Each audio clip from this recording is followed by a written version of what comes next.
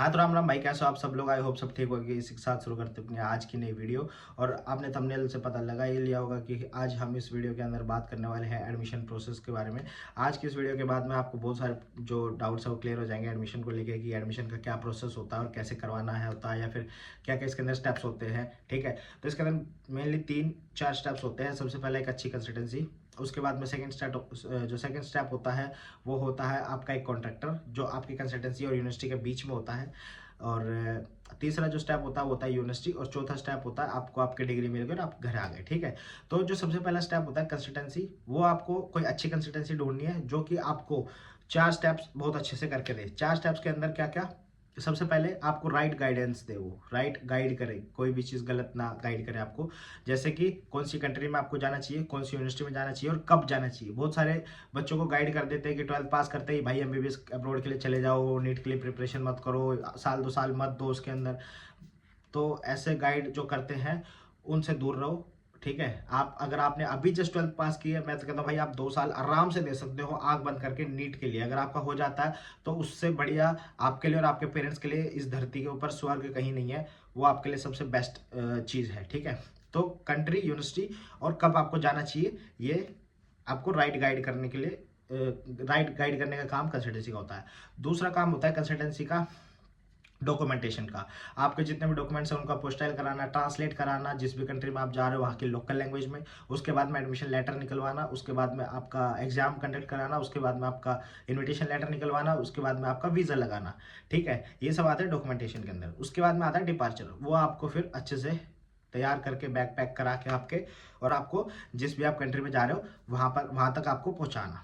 ठीक है, मेन चीज़ इसके अंदर ये है कि जब आप जाते हो दूसरी कंट्री के अंदर तो वो आपको अच्छे से बताए कि वहाँ पर आपको क्या मिलेगा, क्या नहीं मिलेगा, क्या आपको साथ में लेके जाना है, क्या नहीं लेके जाना है।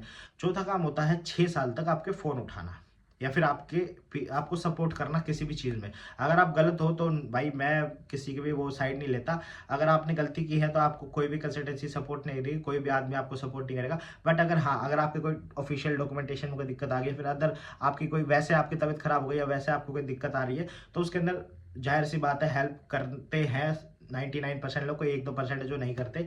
बट मोस्ट ऑफ केसेस में जो बच्चे कहते हैं कि हमारा फ़ोन नहीं उठा रहे या फिर कुछ भी, वो बच्चों की गलतियां होती है जो नहीं उठाते। ठीक है, बाकी ऐसा नहीं होता कि हर बार बच्चों की होती है, कई बार नहीं भी उठाते। मैं एक्सेप्शनल बता रहा हूँ, 1-2% होते हैं। बट अक्सर बच्चों को नहीं लगता कि यार इसमें मेरी क्या गलती है और मेरी कंसल्टेंसी मेरा फ़ोन नहीं उठा रही, या फिर भी जिसके थ्रू भी आप आए थे वो फ़ोन नहीं उठा रहे।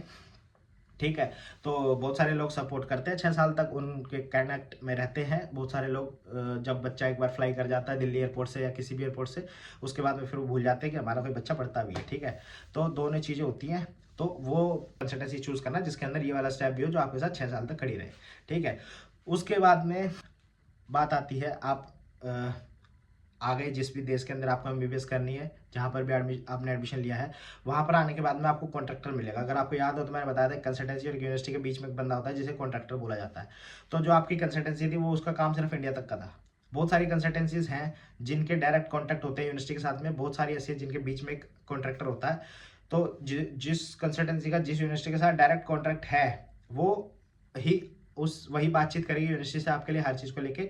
जिसका नहीं है, बीच में जो एक कॉन्ट्रैक्टर होता है, वो जो कॉन्ट्रैक्टर होता है वही 6 साल तक आपका एज अ मदर और फादर या गार्जियन होता है जिस भी कंट्री के अंदर आप रह रहे हो। आजकल बहुत सारे इंडियन कंसल्टेंट हैं, जो कंपनियां हैं, उनके डायरेक्ट कॉन्टैक्ट है बहुत सारी यूनिवर्सिटीज़ के अंदर। बहुत सारों के नहीं है, मतलब सब में नहीं है, बहुत सारी यूनिवर्सिटीज़ में है। बहुत सारी यूनिवर्सिटीज़ के साथ में कंसल्टेंट्स जो कॉन्ट्रैक्टर होते हैं उनके साथ में काम करते हैं। तो कंसल्टेंसी और कॉन्ट्रैक्टर ये दोनों मजबूत होने चाहिए। अगर आपके केस में दोनों हैं, अगर आपके केस में कॉन्ट्रैक्टर नहीं है, यूनिवर्सिटी और आपकी कंसल्टेंसी आपस में जुड़ी हुई है, तो आपकी कंसल्टेंसी स्ट्रॉन्ग होनी चाहिए, फिर आपको कोई भी दिक्कत नहीं आएगी 6 साल तक। ठीक है, उसके बाद में आप अराइव करें, आप पहुंचे किसी भी देश में, वहां पर आपको कॉन्ट्रैक्टर मिलेगा। वो कॉन्ट्रैक्टर आपके डॉक्यूमेंटेशन कराएगा, पूरी यूनिवर्सिटी के अंदर रजिस्ट्रेशन कराएगा, एडमिशन कराएगा, वहाँ पर आपके साइन होंगे, सारे आपके डॉक्यूमेंट्स फिल किए जाएंगे, आपके सारे ओरिजिनल डॉक्यूमेंट्स जो आप साथ में लेके आए हो वो सब लगेंगे वहाँ पे, आपका पासपोर्ट वगैरह स्कैन होगा, सारी मतलब वो सारा डॉक्यूमेंटेशन का प्रोसेस होता है, बहुत बड़ा, आपको मैं बता भी नहीं सकता वो होगा। उसके बाद में आपके मेडिकल टेस्ट होंगे, आपका नार्कोटिक्स, साइकेट्री, आपका ब्लड टेस्ट, आपका यूरिन टेस्ट, आपका आपका स्टूल टेस्ट, सारे टेस्ट है कि याद भी नहीं होते कौन कौन से होते हैं। आजकल एक और आ गया बायोमेट्रिक का, फिंगरप्रिंटिंग का 10-12 हज़ार का टेस्ट होता है वो। तो वो हर साल लगते हैं, जब घर आते हैं, जब हम इंडिया से इधर आते हैं तब भी वो हमारे लगते हैं। ठीक है, तो उसका एक ग्रीन कार्ड मिल जाता है आपको फर्स्ट ईयर में, और वो हर साल आपको कराना पड़ता है। वहाँ पे जाके भी आपको मतलब टेस्ट वगैरह कराने पड़ते हैं। एक टेस्ट दो बार होता है। एक जैसे आप आओगे तुरंत आपको कराना पड़ता है। कुबान में मैं रहता हूँ, यहाँ की बता रहा हूँ मैं, बाकी यूनिवर्सिटीज़ के अंदर हो सकता है कुछ अलग हो, और दूसरी यूनिवर्सिटीज़ के अंदर अलग चीज़ें हो सकती हैं, बट ज़्यादा डिफरेंस नहीं मिलेगा, थोड़ा बहुत डिफरेंस मिलेगा। तो आपको मेडिकल टेस्ट होते हैं आपके बहुत सारे, नारकोटिक, साइकेट्री, और भी बहुत सारे एलर्जिक होते हैं। फिर उसके बाद में वैक्सीनेशन के टेस्ट होते हैं कि आपको किस किस चीज़ की वैक्सीनेशन लगानी है, किस किस चीज़ की आपकी ऑलरेडी बॉडी इम्यूनिटेड है, किस किस चीज़ की आपको ज़रूरत नहीं है। ठीक है, तो वैक्सीनेशन के टेस्ट होते हैं। फिर उसके बाद में आपको वैक्सीनेशन लगती हैं। फिर उसके बाद में जब आपको पूरा मेडिकल वाला जो आपका पूरा खत्म हो जाता है काम, उसके बाद में आपका आता है हॉस्टल अलॉटमेंट का। आपको हॉस्टल के अंदर आपको आपका जो कॉन्ट्रैक्टर होता है या जो आपकी कंसल्टेंसी होती है वो आपको हॉस्टल में अलॉट कराए, आपको वहाँ पे अच्छे से सेट करे, हो गया काम। फिर उसके बाद में स्टार्टिंग का काम खत्म हो जाता है। फिर एक ही काम बचता है कि आपको 6 साल तक वो सपोर्ट करे और आपके साथ खड़ी रहे। ठीक है, तो मैंने आपको 2 स्टेप बता दिए, पहला आपका कंसल्टेंसी, दूसरा आपका यूनिवर्सिटी या कॉन्ट्रैक्टर। अब आता है तीसरा स्टेप। तीसरा स्टेप होता है जिसके अंदर आपके ईयर बाय ईयर आप first year, second year, third year, fourth year, fifth year, sixth year complete कर लेते हो, और आपको जो भी दिक्कतें आती हैं उनमें आपकी कंसल्टेंसी या कॉन्ट्रैक्टर आपको सपोर्ट करे, आपके साथ खड़े रहें।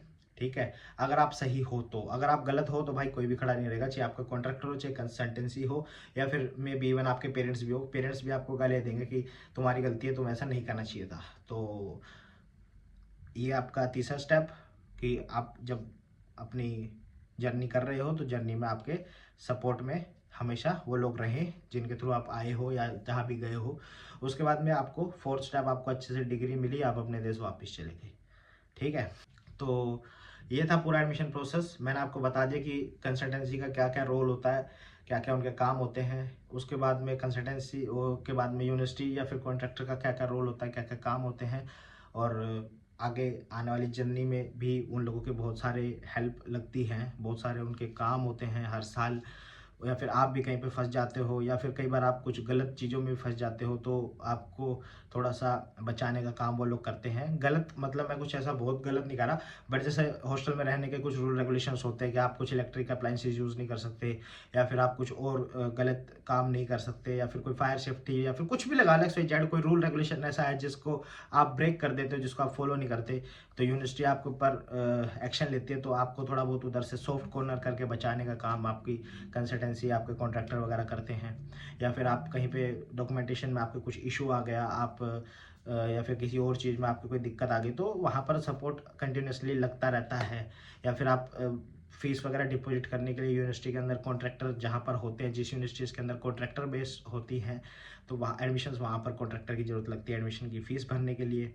और जहाँ पर डायरेक्ट भरी जाती है वहाँ पर तो स्टूडेंट्स डायरेक्ट भर ही देते हैं। ठीक है, तो ये पूरा आज की वीडियो थी अपनी। ऊपर मेरा फ़ोन नंबर आ रहा होगा, अगर आपको कोई भी डाउट है या आप कुछ भी पूछना चाहते हैं तो आप मुझे मैसेज कर सकते हैं या कॉल कर सकते हैं। तो बस इसी के साथ खत्म करते हैं अपनी आज की वीडियो। आई होप आपको अच्छी लगी होगी, अगर अच्छी लगी तो लाइक कर देना। अगर आपको कोई भी डाउट हो तो ऊपर दिए हुए फ़ोन नंबर में मैसेज या कॉल करके पूछ सकते हो, या फिर कमेंट करके भी पूछ सकते हो। मैं आपका जितनी जल्दी हो सकेगा मुझसे मैं रिप्लाई दूंगा। ठीक है, तो stay tune, be happy, be healthy, bye, Ram Ram.